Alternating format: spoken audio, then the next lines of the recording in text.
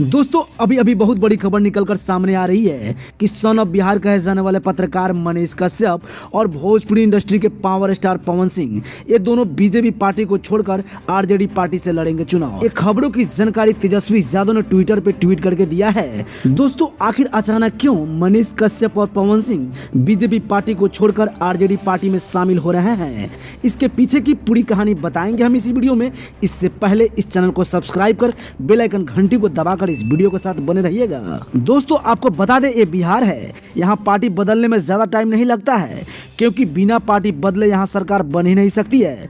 उदाहरण के तौर पे आप देख सकते हैं बिहार के वर्तमान मुख्यमंत्री नीतीश कुमार जी को अगर आरजेडी पार्टी को छोड़कर अगर बीजेपी पार्टी में नहीं जाते तो शायद इनकी सरकार बिहार में नहीं बन पाती। दोस्तों आपको बता दें कि नीतीश कुमार जब से बीजेपी पार्टी में शामिल हुआ है आरजेडी पार्टी और मजबूत बन गई है क्योंकि आरजेडी पार्टी में बिहार के नए नए युवा नेता जैसे चिराग पासवान, मनीष कश्यप, पवन सिंह जैसे बड़े बड़े सेलिब्रिटी अब आरजेडी पार्टी से चुनाव लड़ेंगे।